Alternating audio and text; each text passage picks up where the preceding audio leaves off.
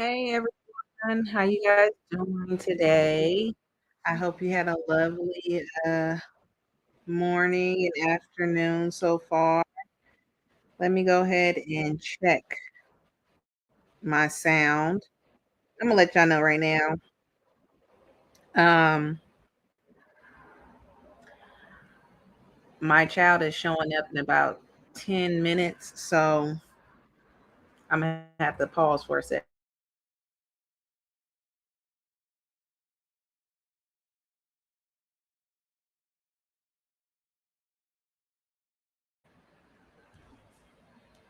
Okay, so the sound is good. It's fine. It's a little staggering, but that's cool. That's cool. I'm glad to be here with you guys. I hope you guys are glad to be here with me.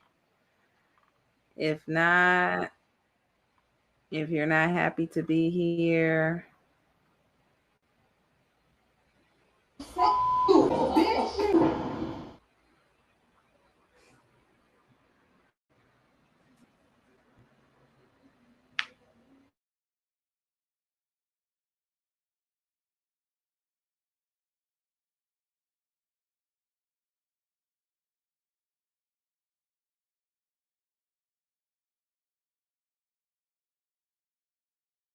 This is no crowning. This is a crowning.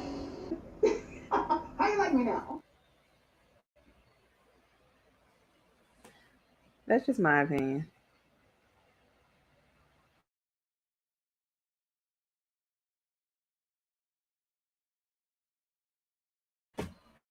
Anyways, moving on. So let's get into these stories. I guess parents is still acting a fool. Spouses, partners, ships, whatever you want to call them, situationships is running amok. Um, but they make it seem like it's the glory of God, right?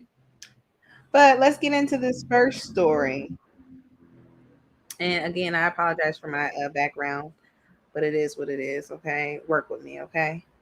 So the first story we have a young man who took his mother out. I don't understand this. A nice, a nice, vanilla like creamy like young man. It says pro football player son murders mom of three who disappears while jogging, police says. Wow. This was written by Jessica McBridge and it was updated yet on Monday, March 11, 2024. This is from Heavy Dot.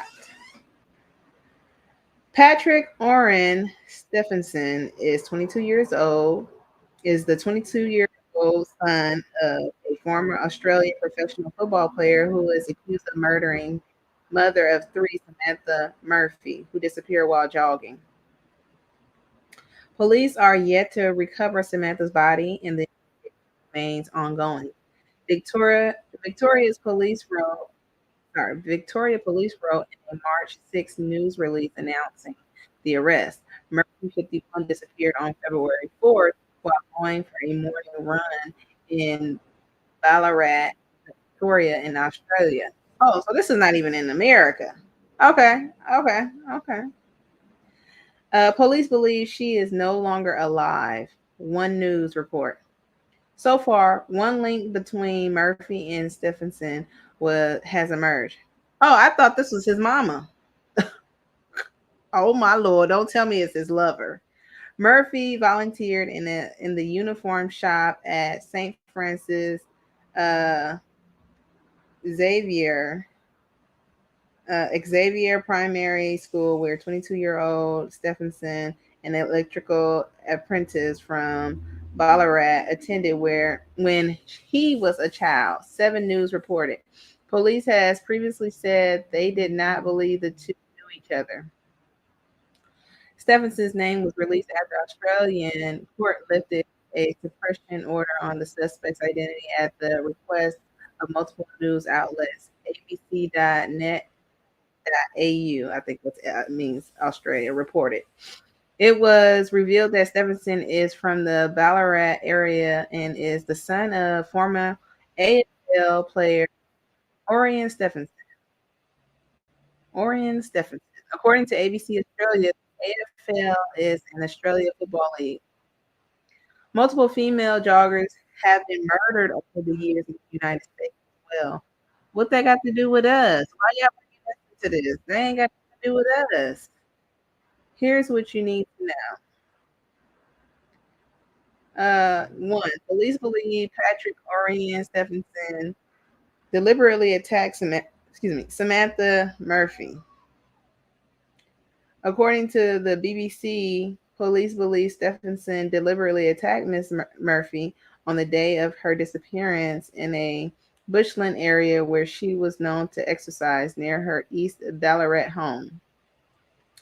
A news release from Victoria Police revealed that detectives from Missing Persons Squad have this afternoon charged a man as part of their investigation into the disappearance of Ballarat East woman Samantha Murphy. A 22-year-old Scottsburn man was arrested at his home address shortly after 6 a.m. on Wednesday, the 6th of March. The release says he was subsequently interviewed by police and charged with one count of murder. The man will face Ballarat's magistrates court this afternoon. Dang, they justice system moves pretty fast. According to the release, Murphy was last seen leaving her uh, Eureka Street home about 7 a.m. on Sunday for the 4th of February. Today, charges follows a significant investigation and intensive search of the Canadian forest area over the past month. According to Victoria Police, these searches have involved a range of specialist units from across Victoria Police, and many local community members have also volunteered their time to assist the search. Detective Acting Superintendent Mark Crime Commander said in the release, our thoughts today are with Samantha's family and friends. Since Samantha's disappearance at the start of February, a significant search and investigation has been undertaken in an effort to find her. The superintendent added, I know that Samantha's disappearance has had a profound impact on the Ballarat community, and I want to thank all of those people who have assisted police in many different ways over the past month. It says to Patrick Orion Stephenson played junior football and was a college student. We don't give a damn.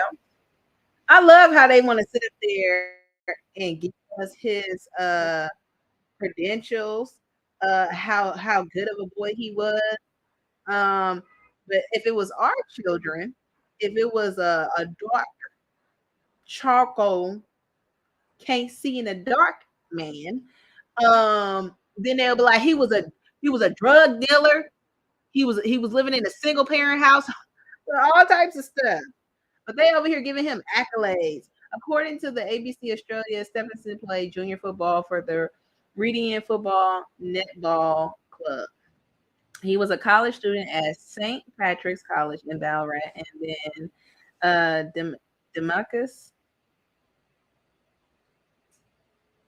I think it's Demacus College in Mount Clare, Australia. The site reported Stephenson was arrested uh, while house sitting with his girlfriend. Seven News report. News.com Australia also reported that police were using cell phone data as part of the investigation. Three Patrick Orion Stephenson went on a pub crawl the night before the attack that was captured on video, report says. According to Daily Mail, Stephenson joined friends for a pub crawl. The Herald Sun public video of Stephenson the night before the murder says his friends described him as going on a bender. Oh, so he was getting his courage juice up. Okay. Daily Mail reports that a video that circulated on Snapchat from the party appears to show lines of white powder racked up on a mobile phone, but indicate there was no evidence tying Stephenson to it. He was probably doing the coca. Um, I'm in love with the coco. I get it for the Lolo. Okay, I'm sorry. The Sydney Morning Herald reports that investigators were trying to find surveillance video of Stephenson from that night.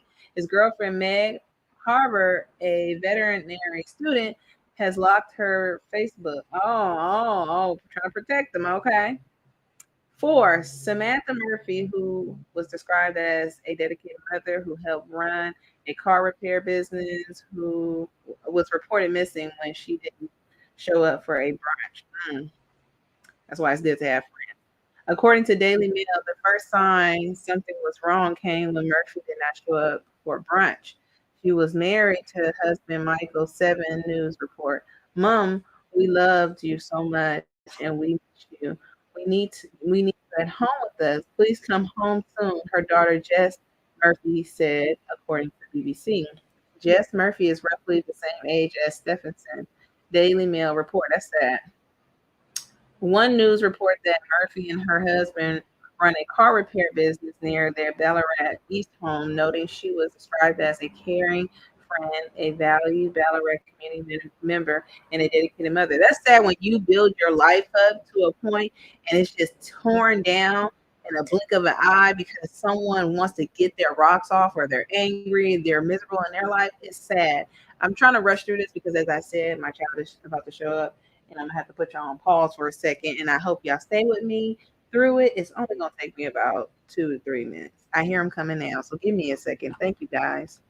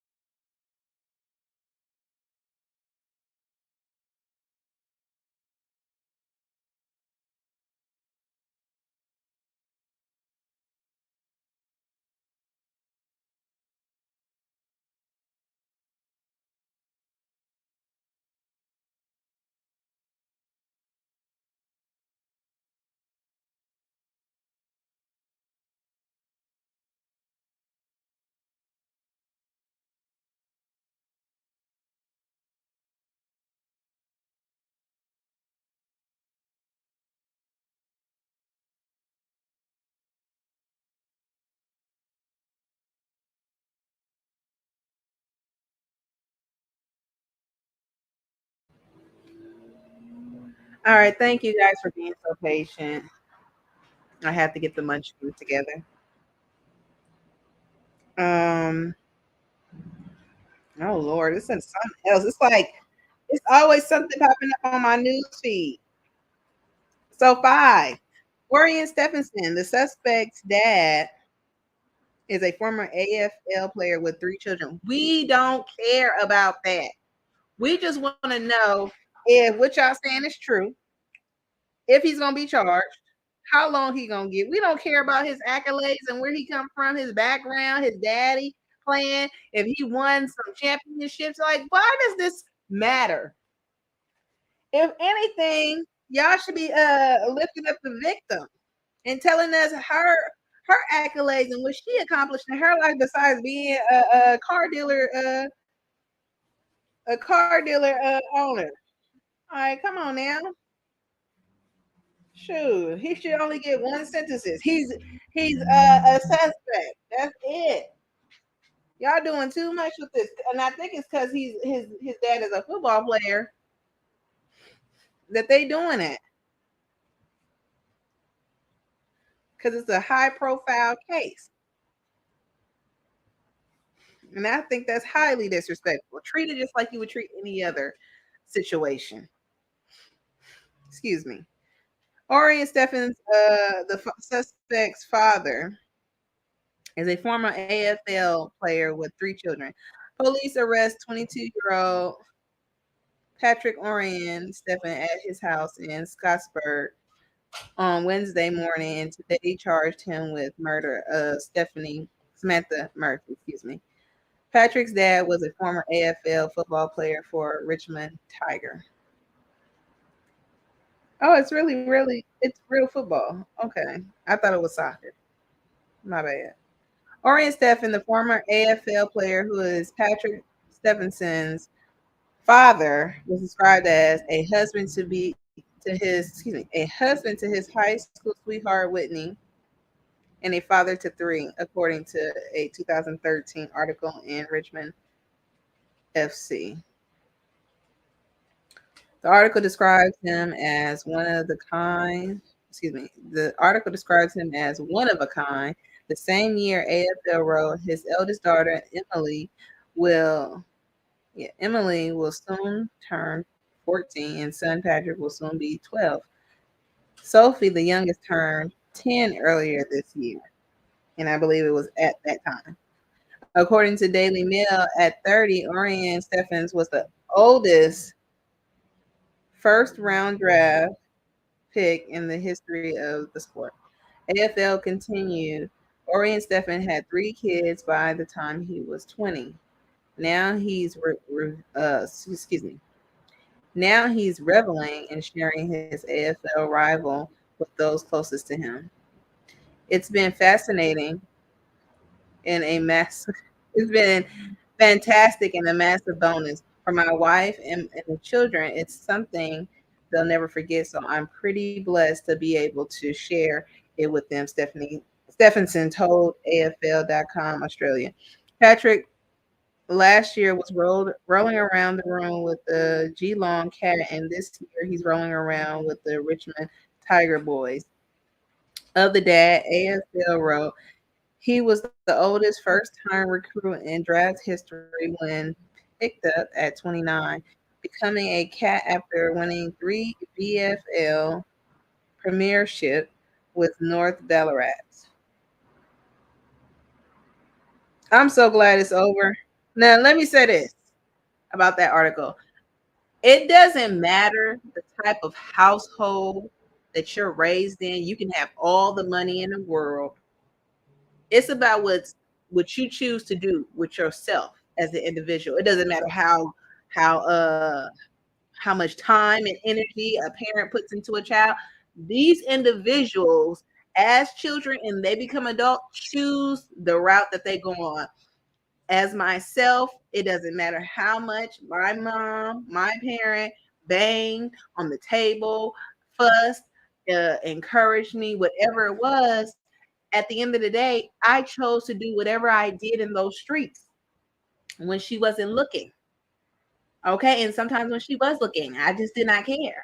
And so we cannot point the fingers at the parents or even the environment, the community, because at the end of the day, we have to hold people accountable for their individual actions. That's where I'm at with it. So he had money. He grew up in a household with money, and became he's still a suspect in a murder case. So what does that tell us?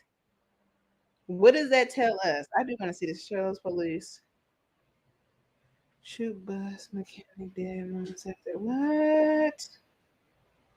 For what?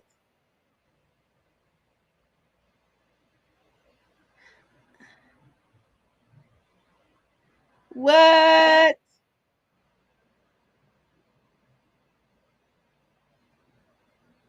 I'm so confused. I'm I think they need to start having these like titles done better because I'm like, was it the co-worker of the officer or the bus mechanic? Okay. Sorry about that. Let's go to the next story. Okay. Thank you guys for being so patient. Please like, comment, and subscribe. Support the channel. I am trying to get to 500 by the end of the year. I'm already at almost 120. Somebody keep playing with my subscription. They keep subscribing and then don't subscribe. Whatever. Okay. Figure it out. Okay. Let's go to the next story.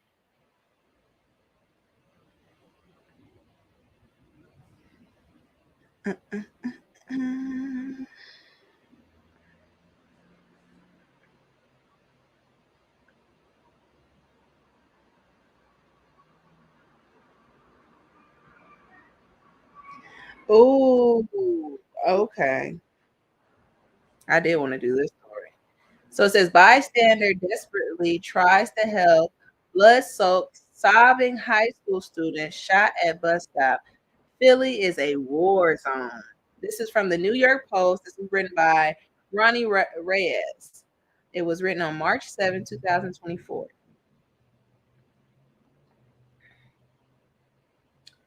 Okay. It's crazy that a child was shot. You can't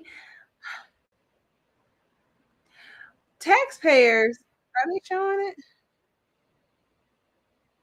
Oh my god, they showing the video. I'm sorry. Let me see if y'all can hear it. They're not talking. I thought they was talking.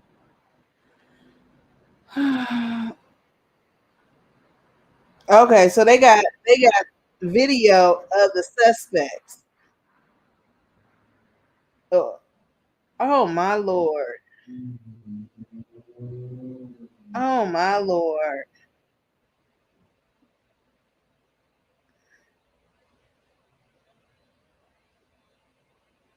And they targeted him. Oh my Jesus. They look like a bunch of kids themselves. Whoever was getting out that car, it don't look like no adults. Sorry guys. I'm gonna read it. I'm gonna read it. I'm just trying to look at the bodies. It looked like one could be a female because they kind of pudgy. Too skinny.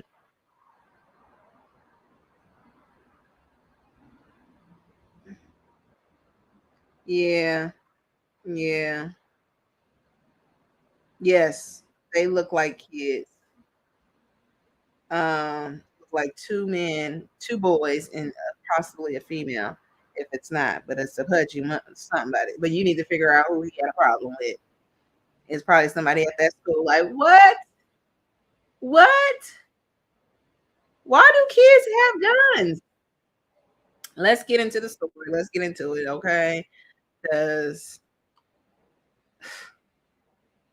this is just too much for me. This is just too much for me. I don't think I could deal with it. To to see that children are hurting one another with guns that the country approves of. Like, come on. How do they have access to this? Lord Jesus. Okay. Harrowing video captures bystanders desperately trying to help some of the 8 high school students shot at a Philadelphia bus stop. Some of the 8 high school students, so not one was shot, it was 8 people who were shot. Whoever it was needs to get get thrown under the jail. I don't. You know how they they had the death penalty for that little kid, and he was innocent though. In this situation, I think they need to go ahead and do that for them because they clearly are guilty. I don't care if they kids. To me, I don't care.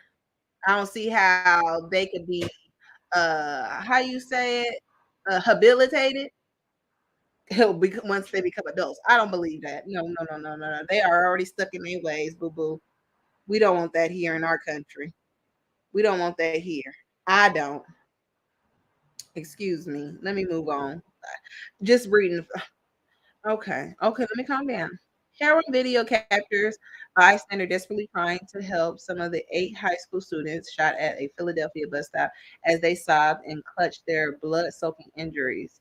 The bystander, the bystander footage of the traumatic aftermath of Wednesday's mass shooting, in which cops says 30 shots were fired, leaving a 16-year-old boy in critical conditions, was uploaded to X as proof that Philly is a war zone. It shows frantic pedestrians trying to help several of the sobbing students prone on the sidewalk.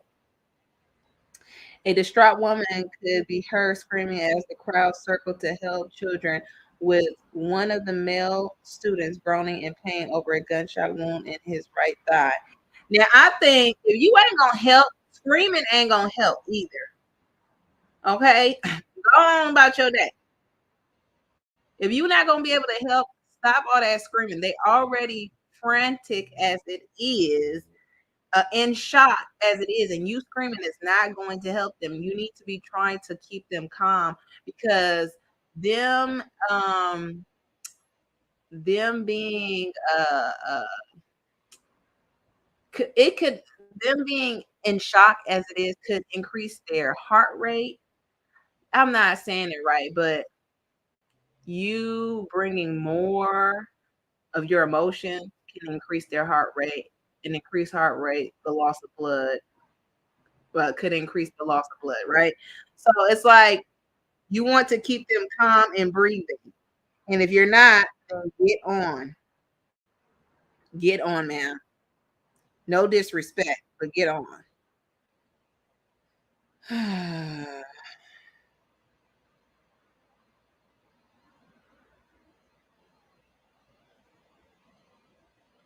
Another victim beside him could be seen lying motionless as a large wound on his back created its own pool of blood on the sidewalk. Mhm. Mhm. I'm sorry, I'm looking at the suspect. Front passenger, male, light skinned, thin built, black Balenciaga style mask with white Nike swoosh logo on the side. Stupid. Long black coat with white front and back. North Face logo. Black pants with solid white strips down the side. Black News Balance sneakers with white logo and soles. Stupid. Just they're gonna be called fast. Philadelphia police confirmed that 8 Northeast high school students between the age of 15 and 17 were injured when three gunmen fired 30 shots at them while they were waiting at a SEPTA bus stop in Philadelphia, a home neighborhood.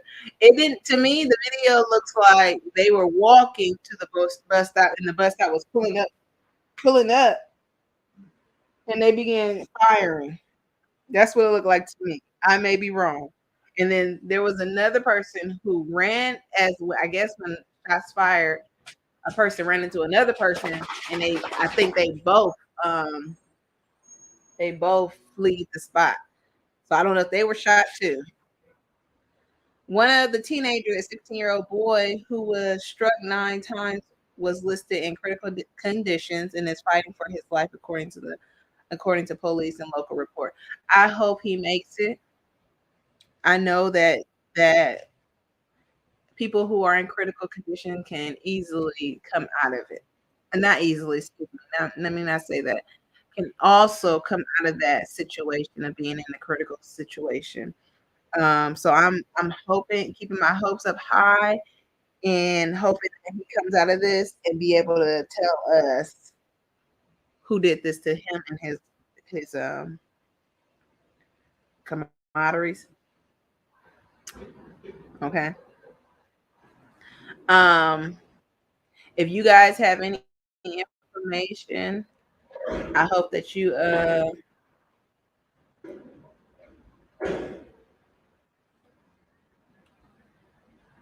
I hope you guys provide the officers with information. Um, all this snitching, get stitches. I don't give a damn about that. To me, it's like it could be you, it could be your family member, and it shouldn't even have to get to that point where you wait until it's your family member, then you want to say something. No, you say something right then and there. That's when you say something right then and there. So, I hope you guys, I hope you guys do share or provide the information. Sorry. So let's get back into it. Along with the video of the aftermath, police put out their own footage of the moment the three masked suspects driving a dark blue Sonata, Hyundai Sonata, pulled up to a nearby Dunkin' Donut parking lot and rushed out of the car to attack students. You in a blue, it's very rare. And then you think, I gotta look. But if your license plate is showing, I mean, you have to be the dumbest person ever. You have to be the dumbest person ever. The video shows the moment the suspects pulled their firearm and began firing at the teens. The unidentified suspects then make a quick getaway with the car.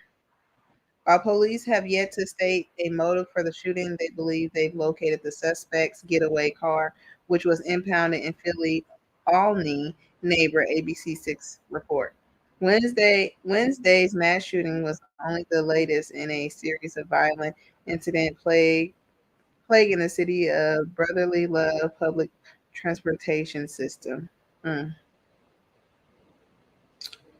And they shot into the attacks left at least 7 bullet holes in the SEPTA bus.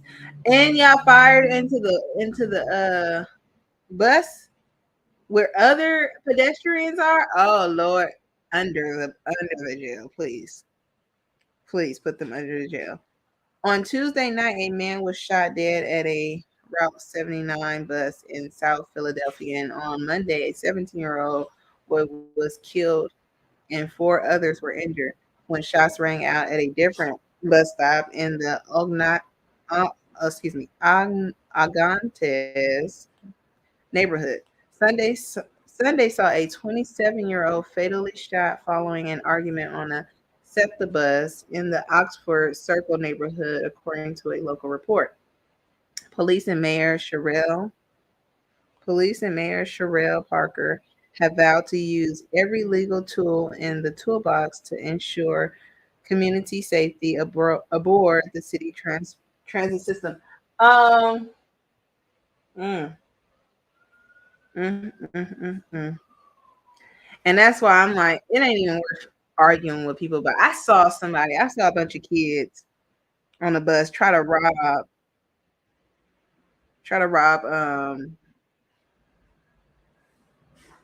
Hold on a second.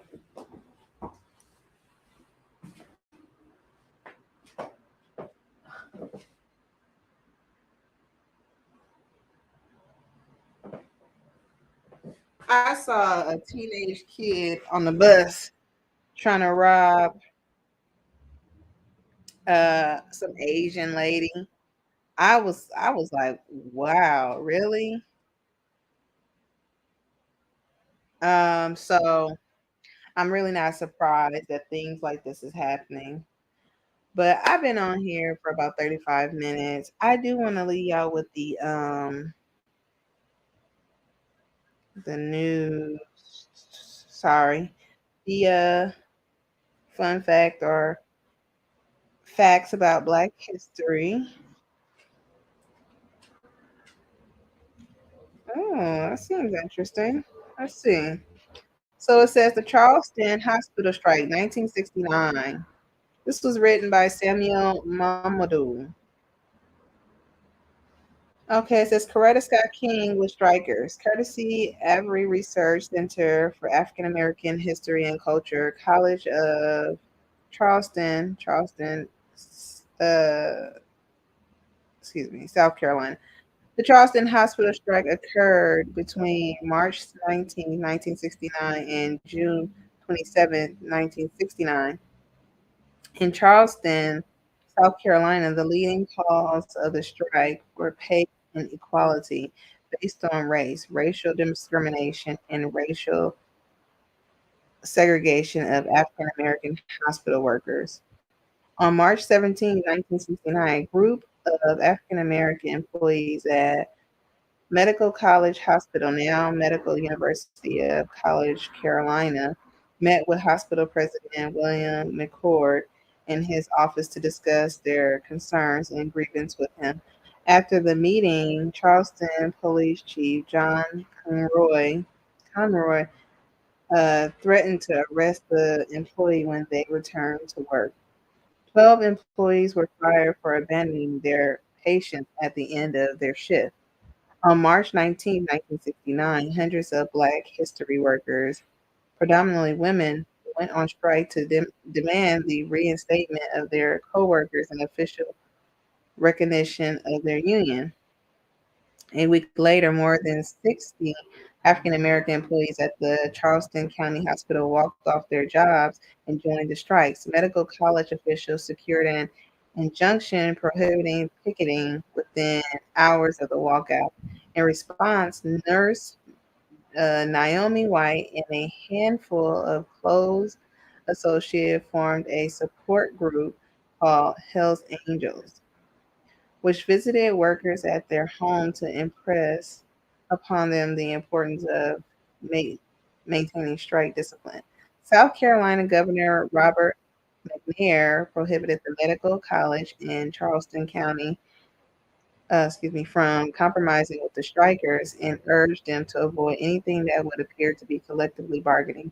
On April 25th, 1969, McNair declared a state of emergency and ordered more than 1,000 state troopers and National Guardsmen to Charleston. He also imposed a 9 p.m. to 5 a.m. curfew.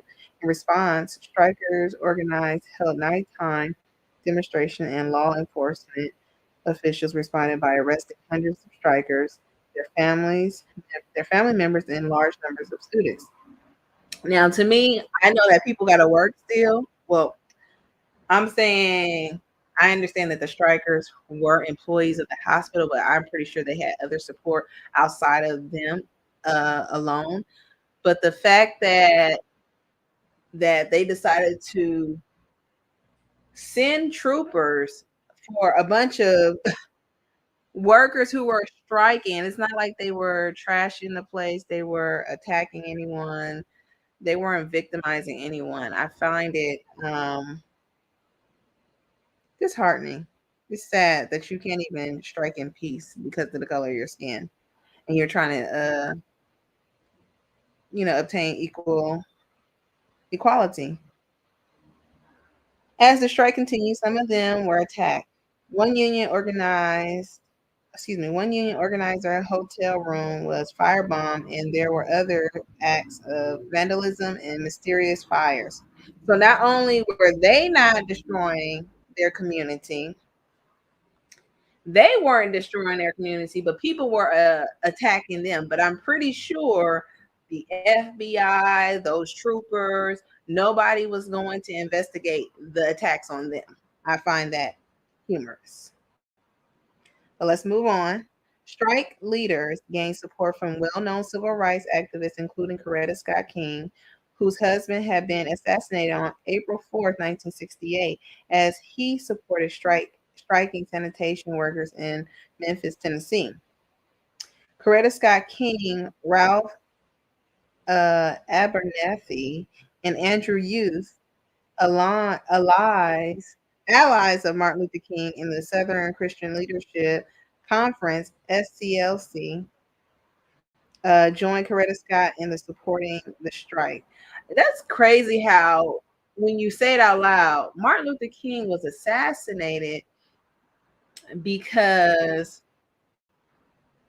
Martin Luther King was assassinated because he was supporting the strike of sanitation workers.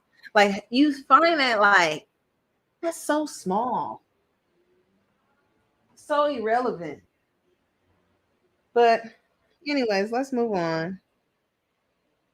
On April 29th, 1969. Hold on a second, guys.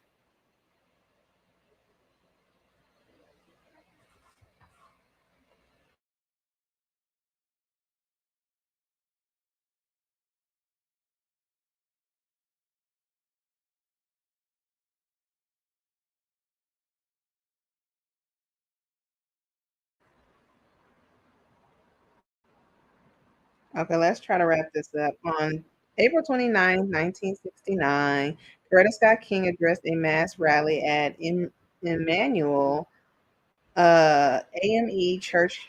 King stated, I feel that Black women in our nation, the Black working women, is perhaps the most discriminated against all of the working women.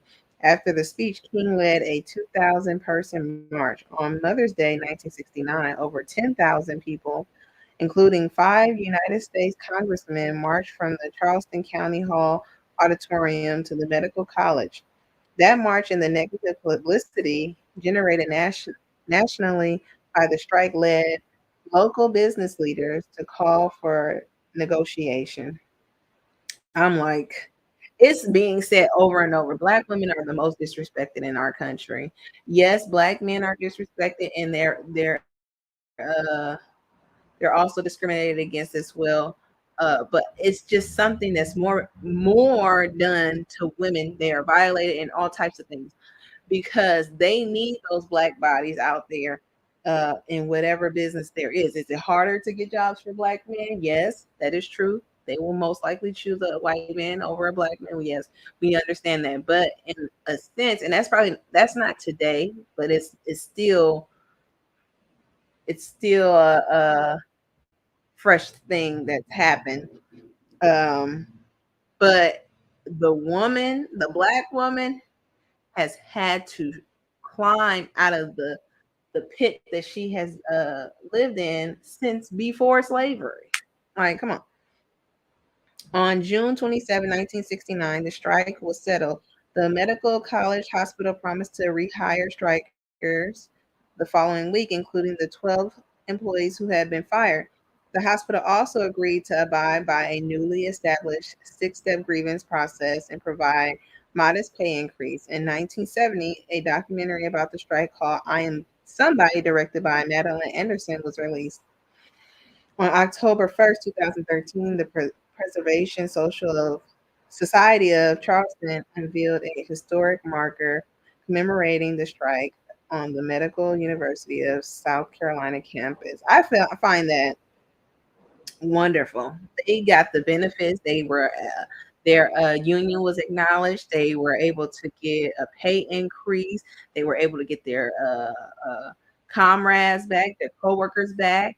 Um, and so forth and so forth. And when you stand together, it started off with 12,000 people, ended up with 10,000. When you have the support of your community, things change, things happen. And I think that's what we need to start doing. I feel like the whole plan of desegregation was to separate the black community.